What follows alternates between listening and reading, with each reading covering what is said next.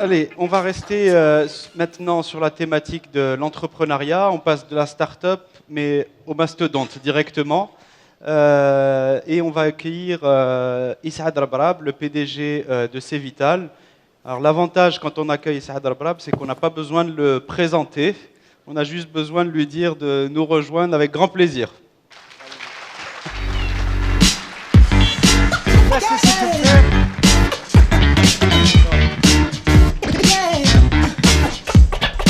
Mesdames et messieurs, bonjour. Je m'assois, monsieur Rabrab. Permettez-moi d'abord de vous demander d'applaudir nos jeunes talents qui ont organisé ces 2 journées magnifiques et surtout, d'avoir choisi un thème. Et je pose la question à Sitoufir, qui a trouvé le thème de l'optimisme? Alors écoutez, je vais vous dire le secret de cette réponse. C'est que Marwan et moi, quelle que soit la personne qui crée, on dit c'est nous deux. C'est très bien. Le thème est d'actualité. Et on a besoin, justement, que nos jeunes soient gonflés d'optimisme. Et je vous dirais, tout le monde peut réussir, sans exception. La seule chose, il faut avoir un optimisme débordant, d'une part, et suivre certaines règles. Je vais vous donner quelques règles. D'abord, la détermination. Pour réussir, il faut être déterminé. Deuxièmement, il faut l'intégrité, la transparence et aussi et surtout de la discipline. Il faut que vous soyez discipliné avec des collaborateurs disciplinés, avec des esprits disciplinés et des actions disciplinées. L'optimisme va vous ramener vers la réussite, mais il faut être prudent et avoir les pieds sur terre. Ça, c'est simplement quelques règles pour arriver à la réussite.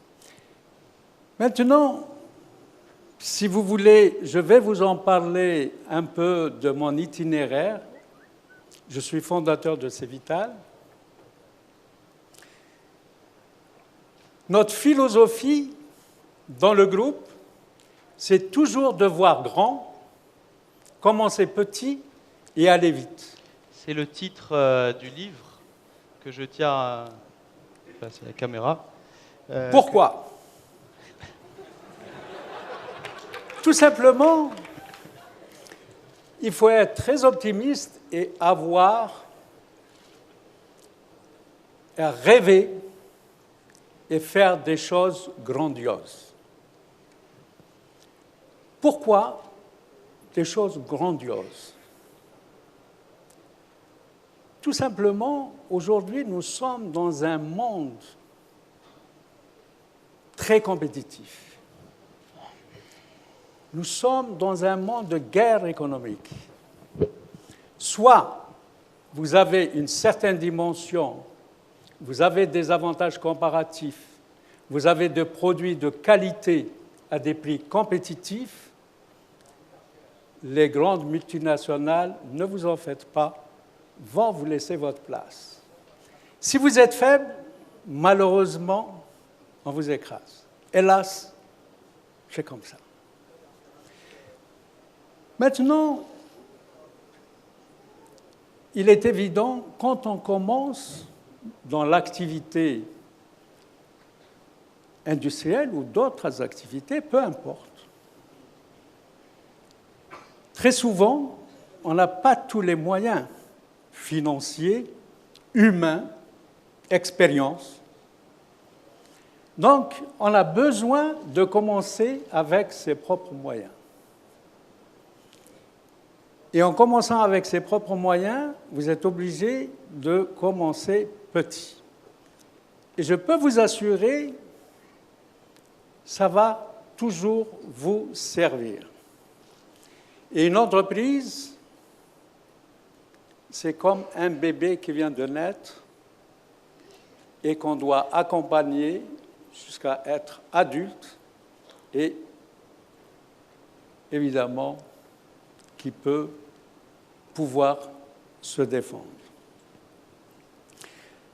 Au sein de Cevital, je vais vous raconter un peu l'historique de Cevital, mais avant Cevital, puisque Cevital a été créé en 1998, j'avais d'abord commencé à prendre une petite participation dans une petite société de construction métallique avec 27 000 dinars, l'équivalent à l'époque de 5 000 $.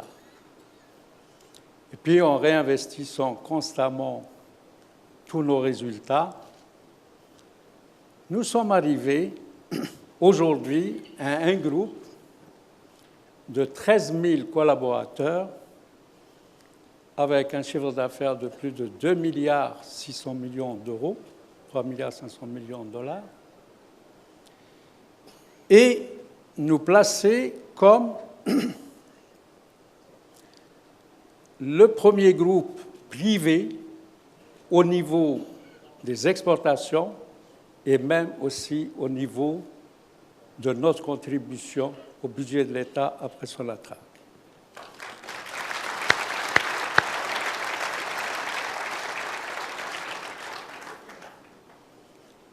Alors, comment on a monté Cevital?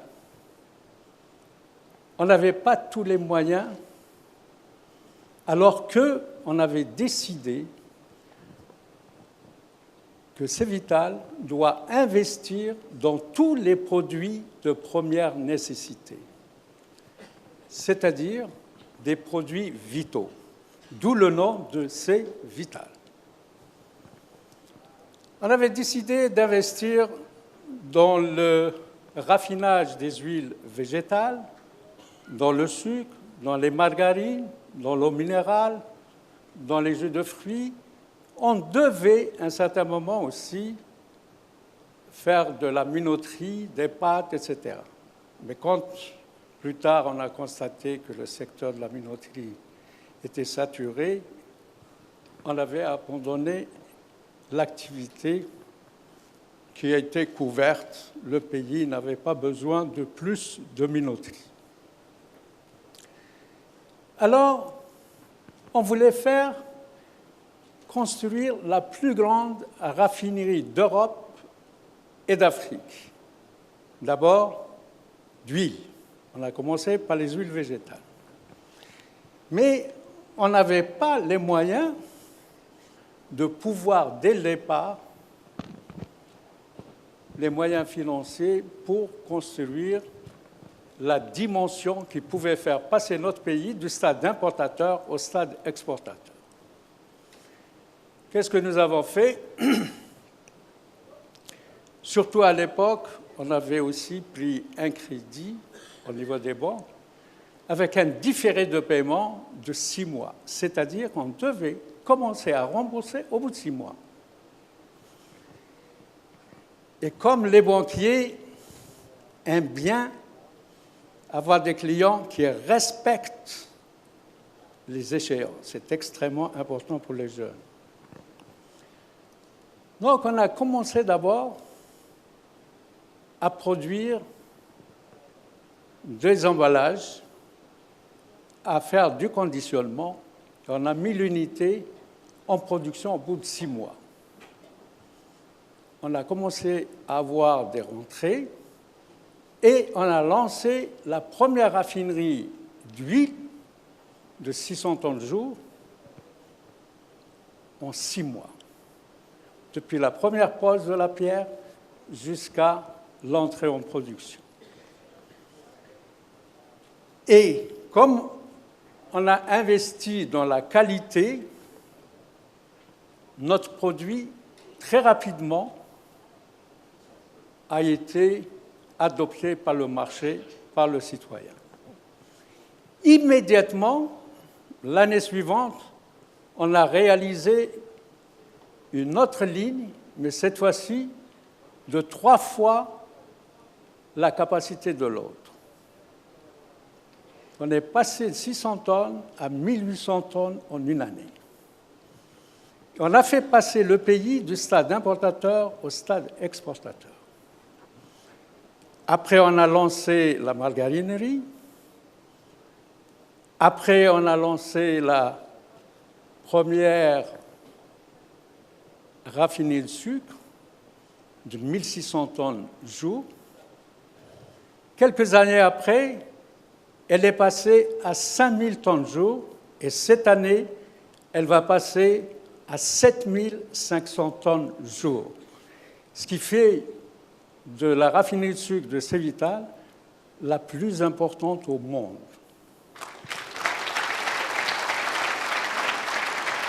Et aujourd'hui, nous exportons notre sucre dans plus de 28 pays différents, y compris le Canada, la Suisse, l'Europe et même l'Afrique du Sud.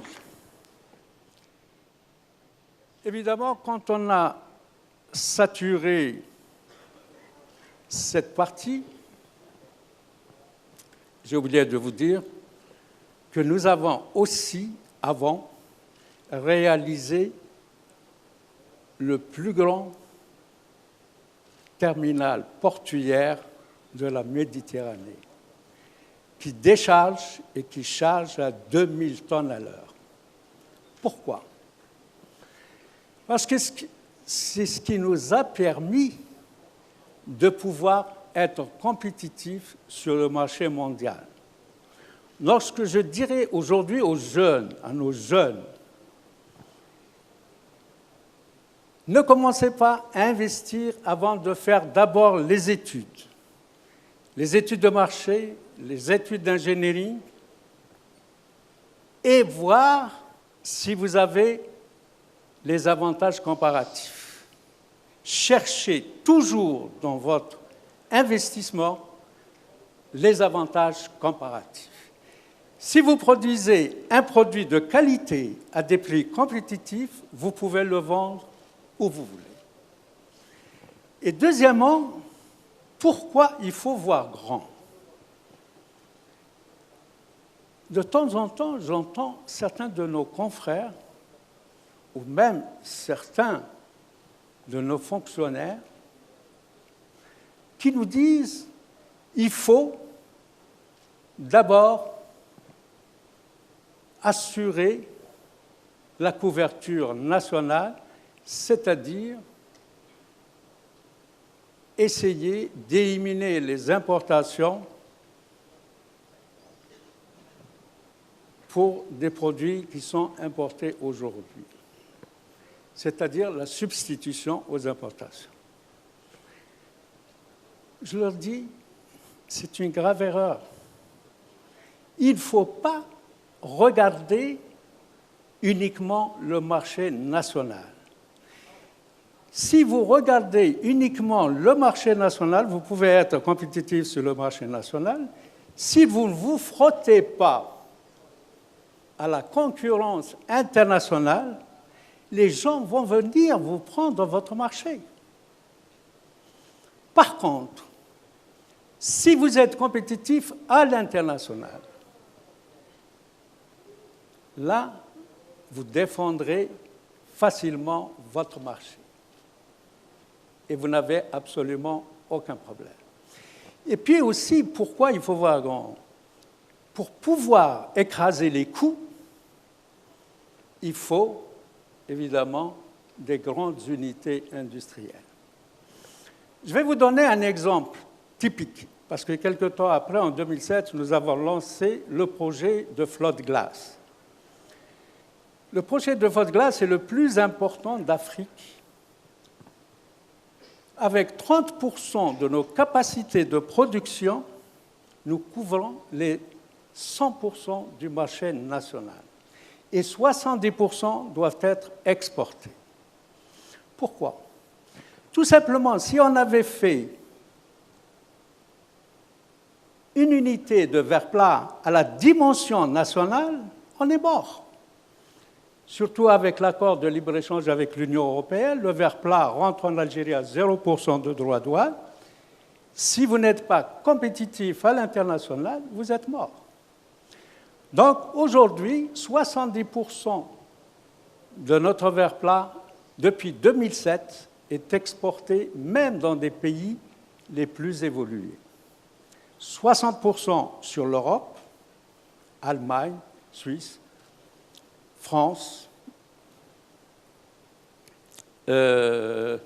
Portugal, Italie, Espagne, Belgique, et 10% sur le Maghreb.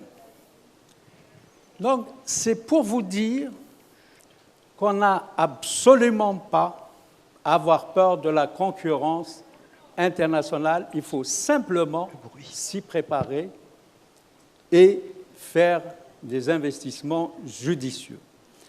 Bon, le groupe aujourd'hui a plus de 25 entités opérationnelles à travers le monde, en Algérie, et le plus gros est en Algérie et d'autres en Europe. Voilà, je tiens à vous remercier pour votre aimable attention. Si vous avez des questions, si vous je suis à votre disposition. Merci beaucoup, Monsieur Arbraf. Merci. À mon avis, il y a des questions. Et moi, je vais commencer, si vous me permettez. Déjà, merci d'avoir accepté l'invitation. C'est un grand plaisir. Justement, c'est nous qui vous remercions de donner un grand espoir. Merci. À tous nos jeunes. Mais vous savez, je vais vous dire merci, un merci qui est encore beaucoup plus grand, parce que depuis hier matin, vous êtes au premier rang, et j'imagine qu'après ce que vous avez dit là, vous avez d'autres choses à faire, et pourtant vous êtes resté toute la journée d'hier, pratiquement toute la journée aujourd'hui, et ça vraiment, ça nous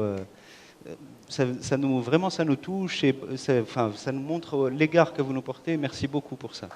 Ah, c'est moi qui vous remercie parce que je vous dirais encore bravo, bravo d'avoir choisi un tel thème qui est d'actualité en Algérie. Et c'est notre devoir à tous, justement, de donner espoir à notre pays, à nos jeunes. Et vous êtes notre fierté aujourd'hui. L'avenir de ce pays vous appartient. Et je suis certain que notre pays peut devenir le dragon de la Méditerranée. On a tous les moyens pour réussir.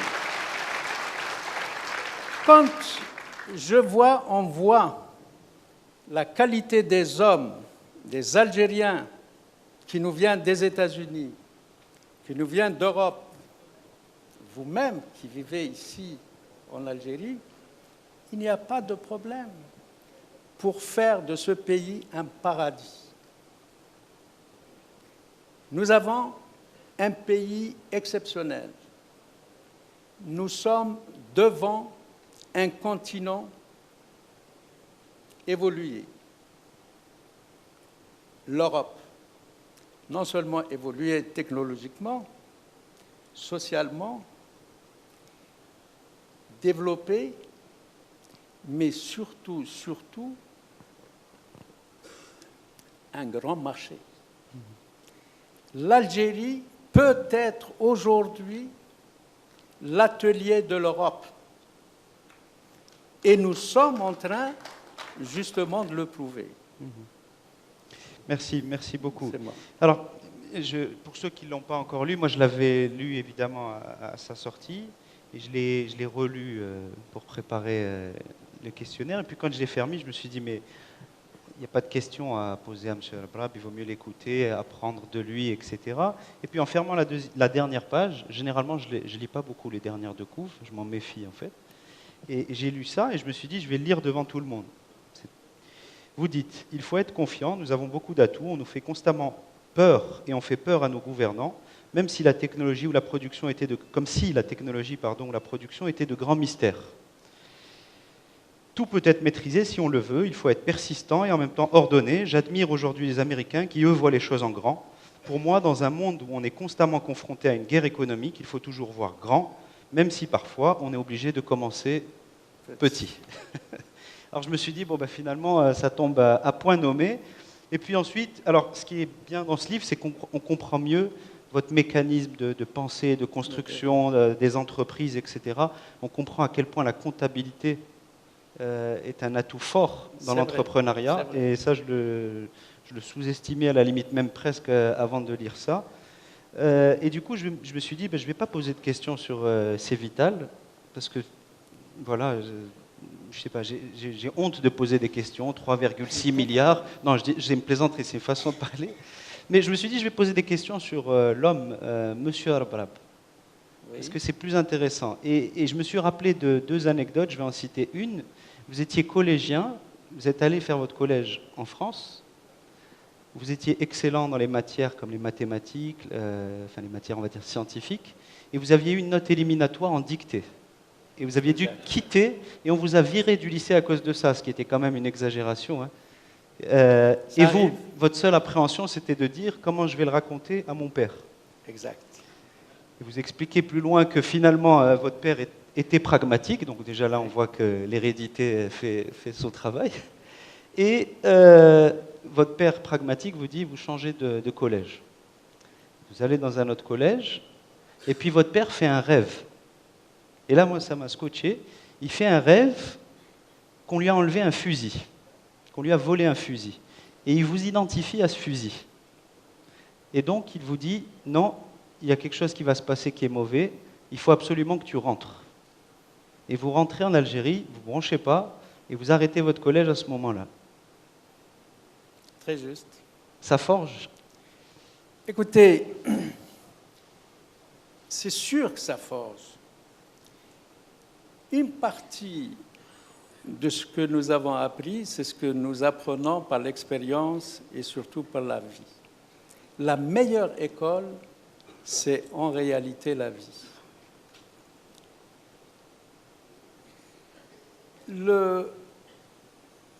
Ma jeunesse, c'est vrai que je suis issu d'une famille très modeste. J'ai connu la révolution algérienne. Mon frère aîné est parti au Maquis à l'époque, ma mère emprisonnée, et mon père était obligé de quitter l'Algérie. Et mon père m'a fait venir en France parce que j'avais eu une altercation avec l'armée française à l'âge de 10 ans. Ils ont voulu m'emmener en prison. C'était l'intervention de ma mère qui a fait qu'ils m'ont relâché. C'est très long à raconter.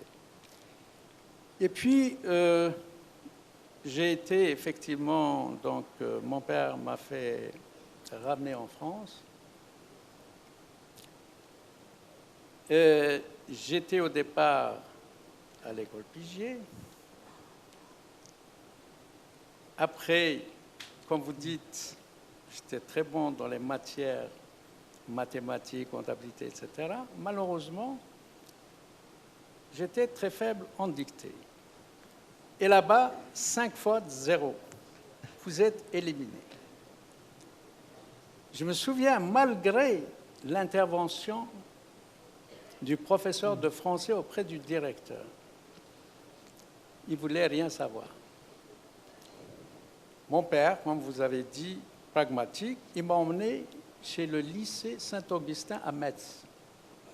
C'est un lycée, donc j'ai présenté mon livret scolaire au père directeur, il l'a vu, il m'a posé quelques questions, il m'a dit, il n'y a pas de problème, vous rentrez en 3e.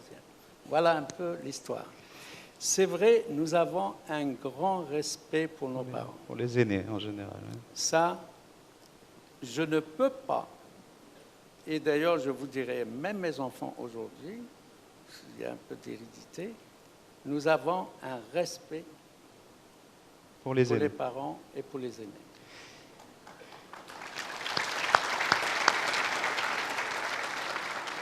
Je pense qu'on ressent dans votre discours les qualités, votre déterminisme, votre combativité, etc. Quels sont vos défauts? Pardon? Quels seraient vos défauts? Je dis, on connaît Mes vos défauts, qualités. je dois en avoir beaucoup. Sans doute. Vous les connaissez ou... Écoutez,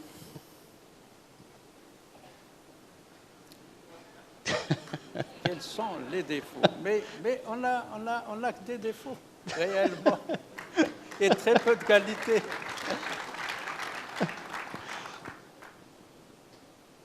Je suis quelqu'un de très pressé. Ça, c'est peut-être un défaut. La seule chose, par la suite, la vie m'a appris qu'il faut une certaine patience.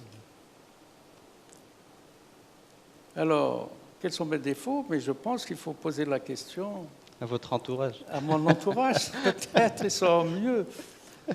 Très bien, c'est une réponse. C'est une réponse. On va demander peut-être à l'audience, je pense que beaucoup de gens veulent vous poser des questions. On va en prendre deux, hélas. Le monsieur, là, qui s'est levé, parce qu'il lève la main depuis un beau moment. On vous écoute, si on peut avoir de la lumière dans la salle. Bonjour. Bonjour, donc je me présente, Hussam Dimbehloul. Je suis en Master 2 à l'École supérieure algérienne des affaires. Un grand admirateur de votre parcours professionnel.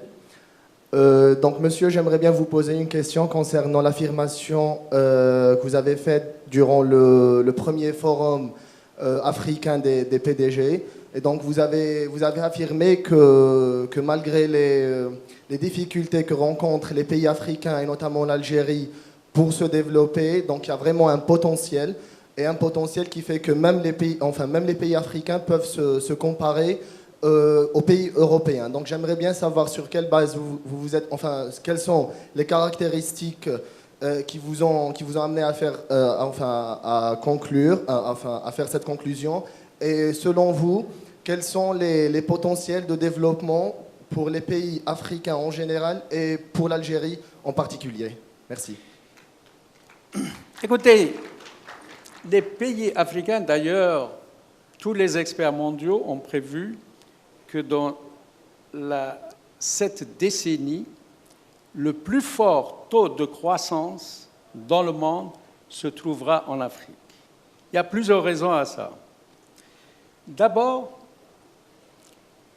c'est un continent qui a plein de ressources naturelles. Deuxièmement, c'est un continent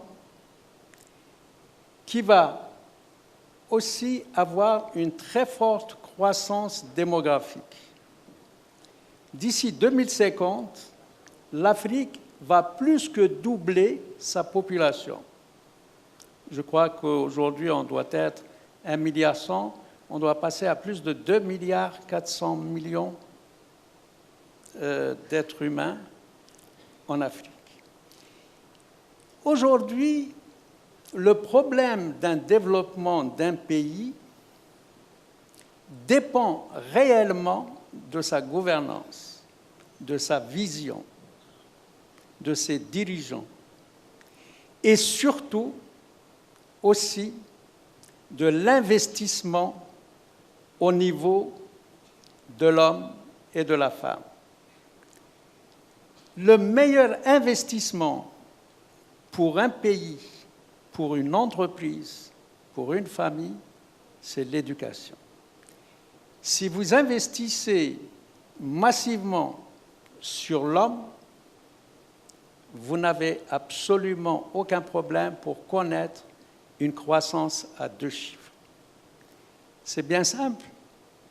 Je vous dirais, Cévital a multiplié son chiffre d'affaires de 7000%, c'est-à-dire 70 fois en moins de 12 ans.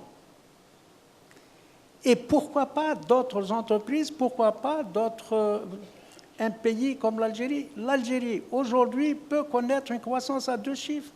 Il n'y a absolument aucun problème. La seule chose, il faut libérer les initiatives. Une autre question? S'il vous Alors, ça va être la dernière. Et après, on va devoir arrêter. D'ailleurs, d'abord, Monsieur Abab, merci beaucoup pour votre présentation. Alors, je me moi qui présente vous Amin remercie. Rahmouni de Microsoft, enfin un jeune Algérien optimiste, hein, puisqu'on en est. C'est ce qu'il faut. Exactement. D'abord, vous m'avez absolument scotché avec tous ces chiffres-là. Certains, je les connaissais, d'autres, j'en découvre.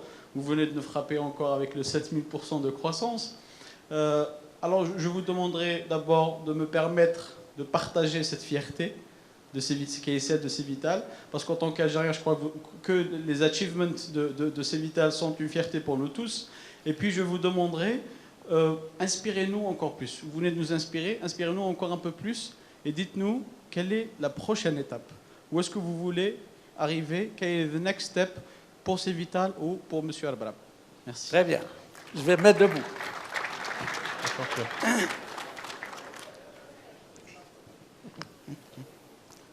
Aujourd'hui, le groupe se porte très bien. Nous sommes en surliquidité, nous avons beaucoup de projets, nous avons deux contraintes majeures. Une environnementale, celle-là j'espère qu'elle va évoluer. L'autre des ressources humaines. Les ressources humaines, nous venons de créer notre université corporate pour avoir une pépinière de talents.